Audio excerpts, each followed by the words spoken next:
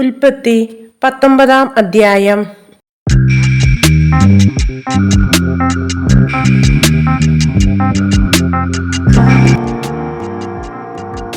ഉൽപ്പത്തി 19 അധ്യായം.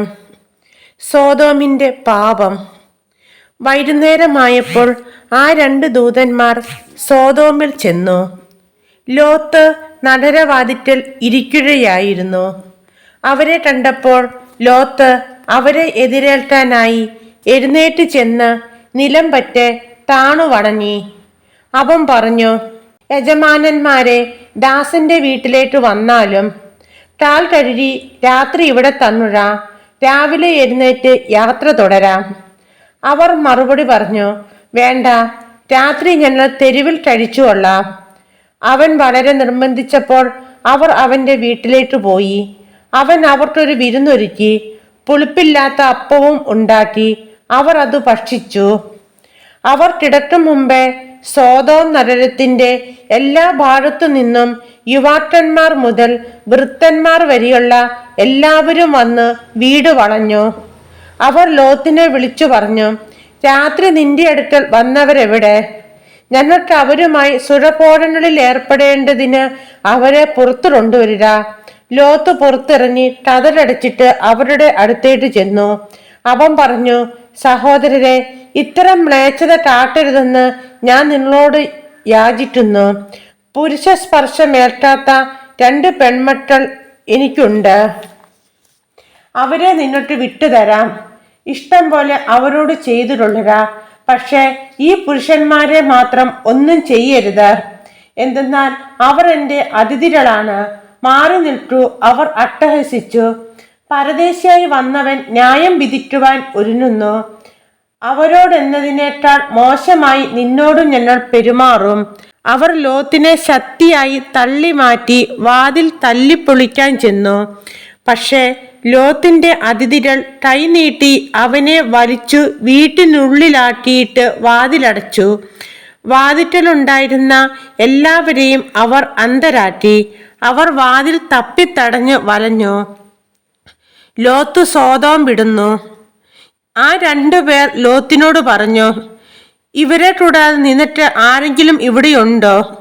പുത്രന്മാരോ പുത്രികളോ മരുമക്കളോ മറ്റാരെങ്കിലുമോ നഗരത്തിലുണ്ടെങ്കിൽ എല്ലാവരെയും ഉടൻ പുറത്തു കടത്തിക്കൊള്ളുക. ഈ സ്ഥലം ഞങ്ങൾ നശിപ്പിക്കാൻ പോവുകയാണ്. ഇവിടുത്തെ ജനങ്ങൾക്കെതിരെ രൂക്ഷമായി നിലവിളി കർത്താവിന്റെ മുമ്പിൽ എത്തിയിരിക്കുന്നു. ഇവിടം നശിപ്പിക്കാൻ കർത്താവ് ഞങ്ങളെ അയച്ചിരിക്കുകയാണ്. ഉടനെ ലോത്ത് തൻ്റെ പുത്രിമാരെ വിവാഹം ചെയ്യാനിരുന്നവരുടെ അടുത്തു ചെന്നു പറഞ്ഞു, എഴുന്നേറ്റ് ഉടനെ സ്ഥലം വിട്ടുപോവുക. കർത്താവ് ഈ നഗരം നശിപ്പിക്കാൻ പോവുകയാണ്. എന്നാൽ അവൻ തമാശ പറയുകയാണ് എന്നത്രേ അവർക്ക് തോന്നിയത്. നേരം പുലർന്നപ്പോൾ ദൂതന്മാർ ലോത്തിനോട് പറഞ്ഞു, എഴുന്നേറ്റ് ഭാര്യയെയും പെൺമക്കൾ 2 പേരെയും കൂട്ടി വേഗം പുറപ്പെടുക, അല്ലെങ്കിൽ നഗരത്തോടൊപ്പം നിങ്ങളും നശിച്ചു പോകും. എന്നാൽ അവൻ മടിച്ചു നിന്നു. കർത്താവിന് അവനോട് കരുണ തോന്നിയതുകൊണ്ട് ആ മനുഷ്യർ അവനെയും ഭാര്യയെ മക്കളെയും കയറ്റുപിടിച്ച് നഗരത്തിന് പുറത്തു കൊണ്ടുപോയി വിട്ടു. അവരെ പുറത്തു കൊണ്ടുചെന്നു വിട്ടതിനു ശേഷം അവരിൽ ഒരുവൻ പറഞ്ഞു, ജീവൻ വേണമെങ്കിൽ ഓടിപ്പോവുക, പിന്തിരിഞ്ഞു നോട്ടരുത്, താഴ്വഴിയിലെന്നും തണ്ണുഴയുമരുത്, മലമുകളിലേക്ക് ഓടി രക്ഷപ്പെടുക, അല്ലെങ്കിൽ നിങ്ങൾ വെന്തു നശിക്കും. ലോത്ത് പറഞ്ഞു, യജമാനനെ, അങ്ങനെ പറയരുതേ. ഞാൻ അങ്ങയുടെ പ്രീതിക്ക് പാത്രമായല്ലോ. എൻ്റെ ജീവൻ രക്ഷിക്കുന്നതിൽ അവിടുന്ന് വലിയ കാരുണ്യമാണ് കാണിച്ചിരിക്കുന്നത്. എന്നാൽ മലയിൽ ഓടിക്കയറി രക്ഷപ്പെടാൻ എനിക്ക് വയ്യ. അപകടം എന്നെ പിടികൂടി ഞാൻ മരിച്ചേറ്റുമെന്ന് ഭയപ്പെടുന്നു. ഇതാ, ആ കാണുന്ന പട്ടണം ഓടി രക്ഷപ്പെടാവുന്നത്ര അടുത്താണ്, ചെറുതുമാണ്. ഞാൻ അങ്ങോട്ട് ഓടി രക്ഷപ്പെട്ടുകൊള്ളട്ടെ. അത് ചെറുതാണല്ലോ, അങ്ങനെ എനിക്ക് ജീവൻ രക്ഷിക്കാം. അവൻ പറഞ്ഞു, ശരി, അക്കാര്യവും ഞാൻ സ്വീകരിച്ചിരിക്കുന്നു. നീ പറഞ്ഞ പട്ടണത്തെ ഞാൻ നശിപ്പിക്കുകയില്ല. വേഗമാവട്ടെ, അങ്ങോട്ട് ഓടി രക്ഷപ്പെടുക.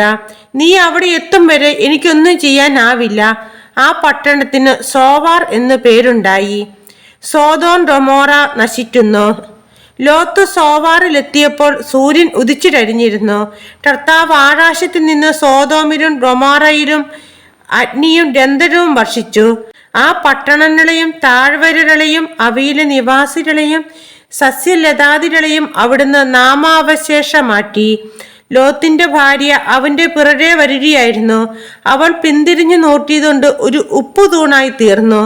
അബ്രാഹാം അതിരാവിലെ എഴുന്നേറ്റ് താൻ കർത്താവിന്റെ മുമ്പിൽ നിന്ന സ്ഥലത്തേക്ക് ചെന്നു. അവൻ സോതോമിനും ഗൊമോറയ്ക്കും താഴ്വര പ്രദേശങ്ങൾക്കും നേരെ നോക്കി.